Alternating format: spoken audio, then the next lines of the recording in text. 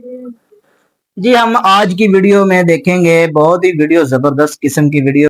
अगर मैं आपको एक चीज इस वीडियो में ये बता दूं कि अगर आपने इस तरीके से कभी भी जिंदगी में तफसील के साथ कोई वीडियो देखी है तो मेरे ख्याल से आपने नहीं देखी होगी, क्योंकि इस वीडियो में जो तफसील बताई गई है मेरे दिल को छू गई। मैंने ये जिंदगी में ऐसी तफसील के साथ ये वीडियो नहीं देखी। एक एक लफ्ज बड़ी बारीकी के साथ समझाया गया है और आप समझेंगे, मेरे ख्याल से वीडियो देख के अंदाजा लगा सकते हैं कि ये वीडियो आपको कैसी लगी है। ये एक कुरान मजीद की छोटी सूरत है, सूरत अल-लहब, उसके मुतालिक ये वीडियो है, ठीक है। और ये नाजुल हुई, क्यों नाजुल हुई, इसके पीछे रीजन क्या है और इसकी वजूहात क्या है, ये कुरान में इसका क्या कॉन्सेप्ट है, आज की हम वीडियो ये देखेंगे और वीडियो को हम स्टार्ट करेंगे। Welcome back to my YouTube channel, आप देख रहे हैं Shan Ali MZ YouTube channel. Video को स्टार्ट करते हैं। ये बात है कुरान की। ये कोई कुरान नहीं है, ये बस झूठी शायरी है, मोहम्मद की शायरी। ये बात है उस आग की जो लगाएगी एक बीवी अपने शौहर के लिए। मोहम्मद के दर्द से मुझे सुकून मिलता है। गुलामों, ये कांटे उसके घर के सामने बिछा दो। ये कहानी है उस इंसान की जिसने रसूलुल्लाह को भरे बाजार में रुस्वा किया। मक्का वालों, इसकी बात मत सुनना, ये मेरा भतीजा मोहम्मद है और ये दीवाना है, दीवाना। वो देखो पागल आदमी। ये बात है सूरे लहब। तब्बत यदा अबी लहब व तब। अक्सर मुस्लिम फैमिलीज में बच्चों को कुरान का रट्टा लगवा दिया जाता है, मतलब पता होना हो, चारों कुल सूरे लहब याद होनी चाहिए। तब्बत यदा अबी लहब व तब। शायद इसी वजह से आज कुरान हमारे घरों में तो है लेकिन दिलों में नहीं। क्या है सूरे लहब? सुना अबू मनाल, अल्लाह ने अबू लहब का नाम लेकर सूरा नाजिल की है।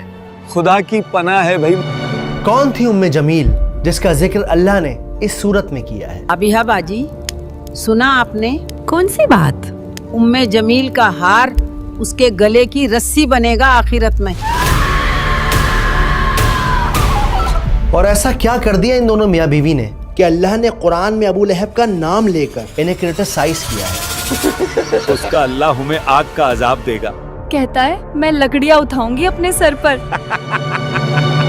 और सबसे ज्यादा इंपॉर्टेंट, कैसे ये सूरत लिविंग प्रूफ है कुरान के मिरेकलस होने का, जानेंगे इस वीडियो में। वम्रअतुहु हम्मालतल हतब फी जीदिहा हब्लुम मिन मसद। सूरे लहब मक्का में उस वक्त नाजिल हुई जब अबू लहब ने जुल्म की सारी हदें पार कर दी। वो अल्लाह के नबी को परेशान करता, उनको गालियां देता, उन्हें भरे बाजार रुस्वा करता। मेरे भतीजे ने बाप दादा का मजहब छोड़ दिया है, कहता है उस एक खुदा को मानो। इससे घटिया बात मैंने आज तक नहीं सुनी। ताज्जुब है। मगर इस सब की शुरुआत उस सुबह हुई जब सूरज की किरणें मक्का की जमीन को चूम रही थीं। ऊंट रेतीले मैदानों में दौड़ पड़े थे। कोई सुबह सुबह खुद को शीशे में निहार रहा था, कोई नाश्ता कर रहा था तो कोई अभी बिस्तर पर अंगड़ाइयां ले रहा था। यहाँ हाथ खींचे जा रहे हैं और इन्हें दिन भर बिस्तर तोड़ना है और काम ही क्या है? ए जी, अब सोते ही रहोगे क्या? लेकिन कोई था जो सफा के पहाड़ पर चढ़ रहा था। हाँ? वो पहाड़ पर कौन है? मोहम्मद। ये वो पहाड़ था जिस पर चढ़कर मक्का वाले एक दूसरे को इकट्ठा करते, कोई खास बात बताते। सफा के पहाड़ पर चढ़कर अल्लाह के नबी ने एक गहरी सांस ली और फिर जोर से पुकारा, या सबाहा। हमला। यह अजान नहीं थी, न ही किसी सौदागर की सदा, यह खतरे की पुकार थी। इसका मतलब था कि ऐ लोगों उठो और मेरी बात सुनो, तुम पर एक खतरा आन पड़ा है। लगता है कोई मुसीबत आई है। लोग अपने घरों से, अपनी दुकानों से, अपनी बातों से निकल पड़े और फिर जब सब लोग सफा के पहाड़ के नीचे जमा हो गए तो अल्लाह के नबी ने उन सबको एक नजर देखा और फिर इनसे एक सवाल पूछा, क्या लोगों, अगर मैं तुमसे कहूं कि इस पहाड़ के पीछे दुश्मन की फौज तुम पर हमला करने आ रही है, क्या तुम मेरा यकीन करोगे? लोग चिल्ला उठे, हाँ बिल्कुल करेंगे, क्योंकि आप सच्चे हैं, आप अमीन हैं, आप सिद्दीक हैं। आप मोहम्मद हैं। इन सब लोगों के जवाब सुनकर अल्लाह के नबी एक लम्हे के लिए रुके और फिर उन्होंने इन सब से कहा कि ए लोगों, मैं तुम्हें खबरदार करता हूँ उस आने वाले अजाब से जो बड़ा सख्त है, और इबादत करो उस एक रब की जो सारी कायनात का मालिक है। ये बात सुनकर अचानक वहाँ की हवा बदल गई, उनके चेहरों पर चीखता सन्नाटा छा गया। वो सब एक दूसरे को हैरानी से देखने लगे। ये क्या कह रहे हैं? ताज्जुब है। ये बात तो क्या अपने बाप दादा का दीन छोड़ दें? अपने खुदाओं को नाराज कर दें।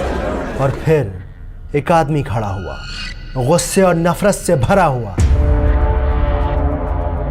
वो चिल्लाया, भतीजे, तब्बन लका अली हाजा जमातना।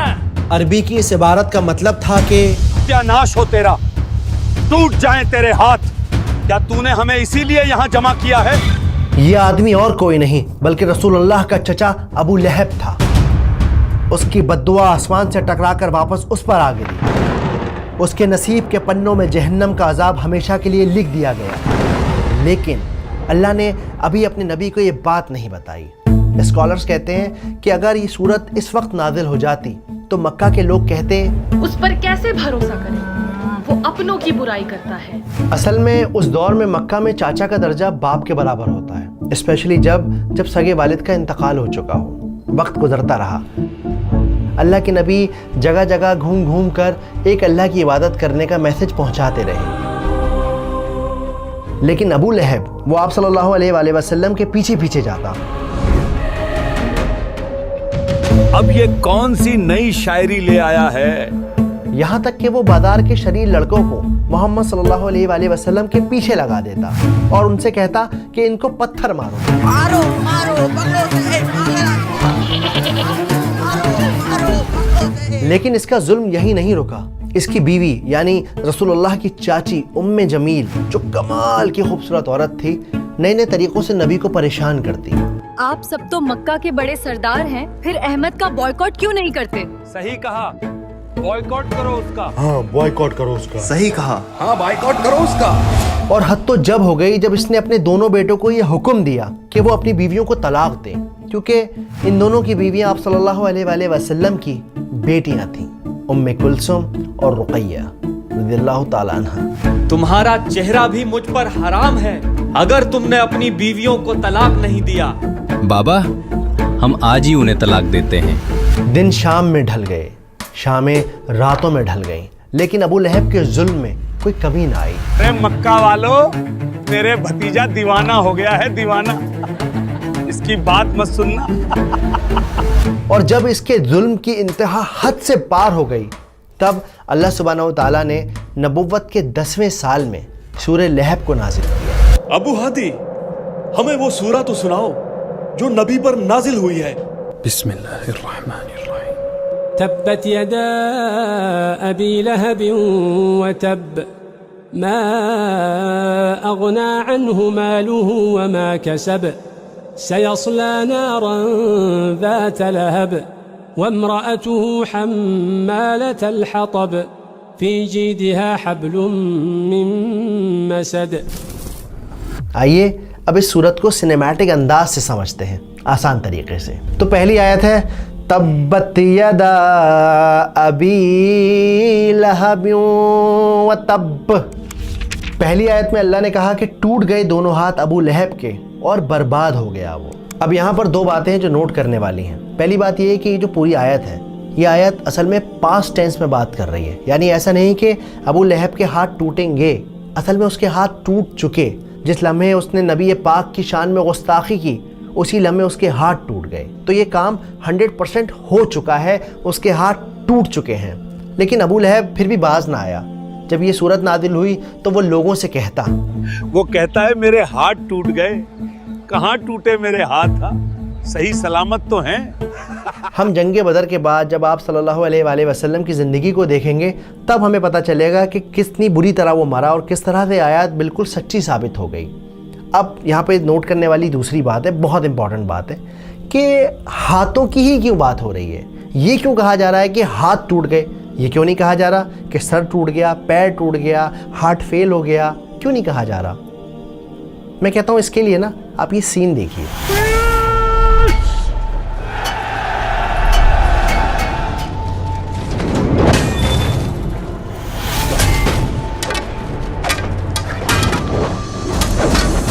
چلیے اس سین کو ایک بار پھر سے دیکھتے ہیں.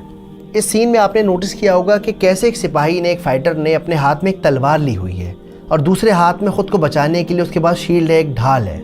تو اگر کسی انسان کے دونوں ہاتھ ٹوٹ جائیں گے تو کیا ہوگا؟ نہ تو وہ وار کر سکے گا اور نہ ہی اپنا بچاؤ کر سکے گا. تو پھر ان دی اینڈ آپ برباد ہو جاؤ گے، ختم ہو جاؤ گے اور اگلا حملہ پھر آپ ہی کے اوپر ہوگا. بالکل اسی طرح ہم ابو لہب کی زندگی میں دیکھتے ہیں، اس کا مال، اس کے بیٹے، اس کے کنیکشن، اس کے تعلقات، اس کی پاور، سب کے سب برباد ہو گئے. کوئی بھی اس کے کام نہیں آیا. اور ہم آگے جا کے دیکھتے ہیں کہ جب وہ مرا تو اتنی بری موت مرا، اتنی بری موت مرا کہ کوئی اسے چھونے والا نہیں تھا، کوئی دفنانے والا نہیں تھا. کئی دنوں تک اس کی لاش سڑک پر سڑتی رہی، لوگ پریشان ہوتے رہے، یہاں تک کہ اس کے اپنے لڑکوں نے بھی اسے چھونے سے، گھر میں رکھنے سے منع کر دیا. ارے ابو لہب کے بیٹو، اپنے باپ کی لاش تو ٹھکانے لگاؤ، بدبو سے لوگ الٹی کر رہے ہیں. اب آتے ہیں آیت نمبر 2 پر. ما اغنا عنہ مالہ وما کسب. نہ ہی اس کا کوئی مال اس کے کام آیا، نہ ہی اس کی کوئی اولاد اس کے کام آئی. اصل میں یہ آیت جواب ہے اس بات کا جو ابو لہب اکثر لوگوں سے کہا کرتا تھا. اگر وہ سچا ہے دے دوں گا مال و دولت اللہ کو اور بچا لوں گا خود کو جہنم سے. اب یہاں نوٹ کرنے والی بات یہ ہے کہ یہ جو کسب کا لفظ ہے اس کا مطلب ہوتا ہے کمائی کے، ارننگ کے. کبھی کبھی لوگوں کے پاس بڑا پیسہ ہوتا ہے، باپ دادا نے ان کے کما کے چھوڑا ہوا ہوتا ہے، پر یہ کسب کا لفظ استعمال کیا جاتا ہے اپنی کمائی کے، جو آپ نے خود کمائی ہے. آپ صلی اللہ علیہ وآلہ وسلم کی ایک حدیث ہے جس میں وہ کہتے ہیں کہ انسان کی سب سے بہتر کمائی اس کی اولاد ہے. اور جس طرح سے ہم دیکھتے ہیں کہ اس کی اولاد اس کے کام نہیں آئی. اگلی آیت کی طرف بڑھتے ہیں، آیت نمبر 3. سَيَصْلَىٰ نَارًا ذَاتَ لَهَبٍ. کہ ابو لہب جہنم کی آگ میں جلایا جائے گا جو بھڑک رہی ہوگی، شعلے والی آگ ہوگی. اب ہم بڑھتے ہیں چوتھی آیت کی طرف جو ہے وَامْرَأَتُهُ حَمَّالَةَ الْحَطَبِ. اور اس آیت کا مطلب ہے کہ اس کی بیوی اپنے سر پر ایندھن اٹھائی ہوگی. ایندھن کیا؟ کہ وہ لکڑیاں ڈھو رہی ہوگی جہنم کے اندر. اس کا کام یہ ہوگا کہ جلنا تو ہے ہی ہے اور ساتھ میں آپ کو جانا ہے، اس کو جانا ہے اور جا کر یہ لکڑیاں لے کر آئے گی اور اس آگ کے اندر لکڑیاں ڈالے گی. تو جب ہم آگ میں لکڑیاں ڈالتے ہیں تو کیا ہوتا ہے؟ آگ اور تیز ہوتی ہے، تو اپنی آگ یہ خود بخود جلائے گی.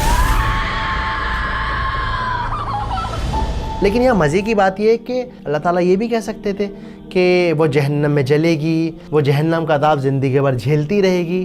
یہی کیوں کہا کہ وہ لکڑیاں لے کر آئے گی؟ دیکھیے یہاں سمجھنے کی بات یہ ہے کہ وہ اپنی زندگی میں کیا کرتی تھی. آپ فکر نہ کریں، اب جو میں کہتی ہوں وہ کرتے جائیں بس. تو وہ اس دنیا میں اپنے ہسبینڈ کی نفرت کو فیول کرتی تھی، اس آگ کو بڑھانے میں اس کا ساتھ دیتی تھی. اسی وجہ سے اللہ سبحانہ و تعالیٰ نے آخرت میں اس کا عذاب یہ رکھا ہے کہ جاؤ، جا کے لکڑیاں اٹھا کے لے کے آؤ، ڈھو اپنے سر پہ اور اپنی آگ کو خود بھڑکاؤ. اب یہاں پہ ایک اور ضروری بات ہے، بہت امپورٹنٹ بات ہے. جب بھی آپ نماز میں سورت کو ریسائٹ کریں تو ایسا نہیں کہ آپ گئے وَامْرَأَتُهُ حَمَّالَةَ الْحَطَبِ. نہ، ہمہ ایک پاورفل لفظ ہے، بہت ہی زیادہ اس کے اندر اثر ہے، ویٹ ہے. تو آپ جب بھی پڑھیں گے آپ کو اس پہ زور دینا ہے. وَامْرَأَتُهُ حَمَّالَةَ الْحَطَبِ. آیت نمبر 5 کی طرف بڑھتے ہیں جو ہے فِي جِيدِهَا حَبْلٌ مِّن مَّسَدٍ. اور اس کے گلے میں مونج کی رسی ہوگی، یعنی ناریل کی چھال والی رسی ہوگی. یہاں پر جیدیہا کا جو لفظ ہے، اس لفظ کا استعمال ہوتا ہے خوبصورت گردن کے لیے، ایسی گردن جو زیور سے لدی ہوئی ہو. کمال کی بات یہ ہے، مزے کی بات یہ ہے کہ رسی کا ذکر کیوں ہے اور گردن کا ذکر کیوں ہے؟ تو اس کے پیچھے کی بات یہ ہے کہ جمیل ایک خوبصورت سا اپنے گلے میں ہار پہنا کرتی تھی. وہ مکہ والوں سے کہتی تھی، اپنے نوکروں سے کہتی تھی، عام لوگوں سے کہتی تھی، میرے گلے کا یہ ہار میں اس کو دوں گی جو محمد کے خلاف کھڑا ہوگا، میرا ساتھ دے گا. اور اسی وجہ سے یہاں یہ منشن کیا گیا ہے کہ اس کے گلے میں مونج کی رسی ہوگی، بل والی رسی ہوگی، تکلیف دینے والی رسی ہوگی اس کی اس گلے میں جس میں وہ ہر وقت ہار پہنے رہتی تھی. یہ تھی سورہ لہب کی انڈرسٹینڈنگ. اب سب سے ضروری بات یہ کہ سمجھنا یہ ہے کہ آج ہماری زندگی میں اس کا کیا ریلیونس ہے. جو میں سمجھا ہوں اس حساب سے بتاتا ہوں کہ سب سے پہلی بات تو یہ کہ صورت اس لیے نازل کی گئی ہے کہ وہ جو اللہ کے نبی کا دشمن ہے وہ اللہ کا دشمن ہے. جس سپیڈ سے وہ اللہ کے نبی کی طرف بڑھ رہا تھا ظلم کرنے کے لیے، اس سے کہیں گنا زیادہ سپیڈ سے اللہ کا عذاب ابو لہب کی طرف آ رہا تھا اور آ چکا تھا. اسے یہ ہم اس کا اب مطلب سمجھیں گے. یہ سورۃ الحب کا ہماری زندگی میں اس ٹائم کیا کنسپٹ ہے، تو یہ آپ نے بھی مکمل دیکھنی اس کو کہ یہ اس کے بارے میں کیا بتا رہے ہیں. میاں بیوی ایک دوسرے کا سایہ ہوتے ہیں، دوست بھائی ایک دوسرے کا سایہ ہوتے ہیں. اب کئی بار کیا ہوتا ہے کہ ہمارا دوست کسی کی چغلی کرتا ہے، تجھے پتا ہے ایسا ہو گیا، ابے نہیں کیا بات کر رہا ہے، اور بتا. اکثر میاں بیوی میں بھی ایسا ہوتا ہے، اپنی زندگی کو چھوڑ کے دوسروں کی زندگی میں بڑا جھانکتے ہیں. ارے فلانے کی لڑکی بھاگ گئی، تمہیں پتہ چلا؟ تو اب یہ جو وائف ہے یا جو ہسبینڈ ہے اسے کیا چاہیے؟ وہ اسے گائیڈ کرے، ارے یار ایسا نہیں کرو. لیکن ہم لوگ کیا کرتے ہیں؟ خالی بھاگی ہے، اپنی ماں کا زیور تک لے گئی ہے، اس بات میں اور لقمہ لگا دیتے ہیں، اس کو اور فیول کرتے ہیں. تو یاد رکھیے کہ جب آپ برائی کا ساتھ دیتے ہو نا، تو جو کام برا کرنے والے کا ہے وہی انجام اس برائی کو انیشیٹ کرنے والے کا ہے، بڑھاوا دینے والے کا ہے، آئیڈیا دینے والے کا ہے. امید کرتا ہوں کہ بات سمجھ آئی ہو. جی یہ تھی ایک آج کی ویڈیو. ہر ویڈیو پہ اینڈ پہ میں اپنی ایک رائے دیتا ہوں بتانے کے لیے کہ مجھے اس میں کیا اثر ہوا، اور میں آپ کو بھی ایک میسج دیتا ہوں. اس کا جو میں میسج اپنی طرف سے دینا چاہ رہا تھا وہ اینڈ پہ انہوں نے خود ہی بتا دیا.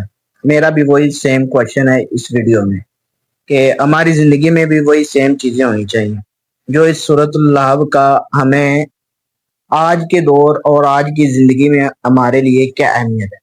تو سیم چیز ہے میری بھی وہی کہ جو بھائی نے بتایا، میرے لیے بھی وہی چیز ہے اور آپ کے لیے بھی وہی چیز ہونی چاہیے. تو یہ تھی ایک آج کی ویڈیو. اور ایک چیز اور آپ کو بتا دوں، اگر آپ نے یہ ویڈیو مکمل دیکھ لی ہے تو چینل کو سبسکرائب آپ نے لازمی کر دینا ہے، ٹھیک ہے؟